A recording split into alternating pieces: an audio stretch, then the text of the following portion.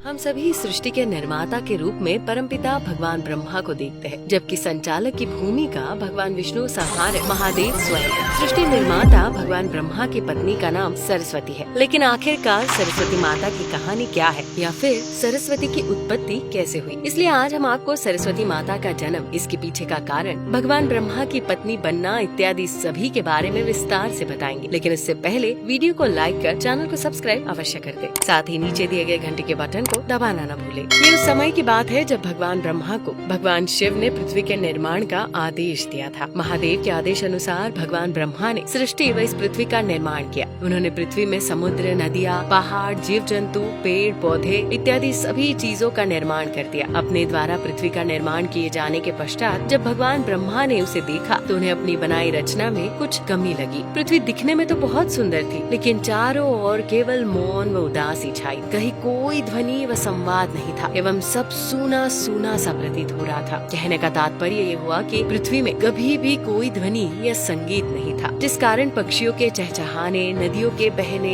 हवा की सरसराहट इत्यादि कुछ भी सुनाई नहीं पड़ रहा था। ये देखकर भगवान ब्रह्मा अपनी रचना पर अत्यंत दुखी हुए और उसका उपाय निकालने भगवान विष्णु के पास गए। दुखी मन से भगवान ब्रह्मा विष्णु लोक पहुँचे और उनके सामने अपनी समस्या रखी। उन्होंने भगवान विष्णु को बताया कि क्योंकि अब ये सृष्टि उन्हें ही चलानी है, लेकिन वे उन्हें ये सुनसान सृष्टि नहीं सौंप सकते, इसलिए इसका कोई मार्ग निकाले। भगवान विष्णु ब्रह्मा की चिंता का कारण समझ गए और इसके लिए उन्होंने आदि शक्ति को बुलाने का आह्वान किया। भगवान विष्णु जानते थे कि किसी भी चीज को पूर्ण केवल पुरुषत्व नहीं कर सकता और उसमें स्त्रीत्व का होना अति आवश्यक है। भगवान विष्णु के द्वारा आह्वान किए जाने पर माँ आदि शक्ति वहाँ प्रकट हुई ताकि वे एक नई दैवीय शक्ति को जन्म दे सके। माँ के प्रकट होने के बाद भगवान ब्रह्मा ने उन्हें सृष्टि का अवलोकन कर उसकी कमी को दूर करने की याचना की। माँ आदि शक्ति ने सृष्टि का गहन अध्ययन किया और पाया कि इसमें तत्व तो सभी विद्यमान है, लेकिन ध्वनि व संवाद की कमी है। साथ ही सृष्टि में बुद्धि व ज्ञान का भी अभाव था। अब माँ को एक नई शक्ति का विकास करना था जो सृष्टि की इस कमी को दूर कर सके। सृष्टि की कमी को दूर करने के लिए माँ दुर्गा के शरीर से एक तेज उत्पन्न हुआ। वो उसमें से श्वेत वस्त्रों में 4 हाथों वाली एक दिव्य नारी प्रकट हुई। उसने अपने 2 हाथों में वीणा पकड़ रखी थी, वह तीसरे में वर्णमाला और चौथे हाथ में पुस्तक ले रखी थी। उस नारी का नाम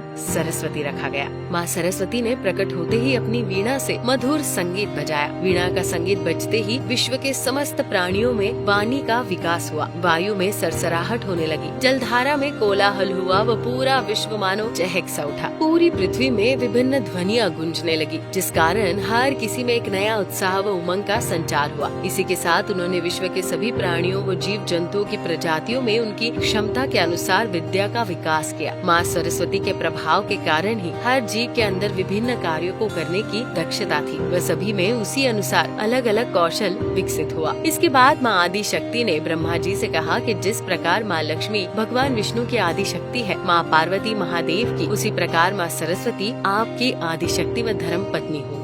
माँ आदि शक्ति के कहे अनुसार भगवान ब्रह्मा ने माँ सरस्वती को अपनी अर्धांगिनी के रूप में स्वीकार कर लिया। इस कारण हम सभी माँ सरस्वती को विद्या, बुद्धि, वीणा व संगीत की देवी मानकर उनकी पूजा करते हैं। हर गुरुकुल व विद्यालय में विद्यार्थी माँ सरस्वती की आराधना मुख्य तौर पर करते हैं। संगीतकार भी माँ सरस्वती को अपनी आराध्य देवी मानते हैं। तो दर्शकों, कैसे लगी आपको ये जानकारी? हमें कमेंट कर जरूर बताएं। साथ ही यदि आप कोई वीडियो पसंद आई हो तो वीडियो को लाइक कर चैनल को सब्सक्राइब अवश्य कर दें। वीडियो में अंत तक बने रहने के लिए आपका धन्यवाद।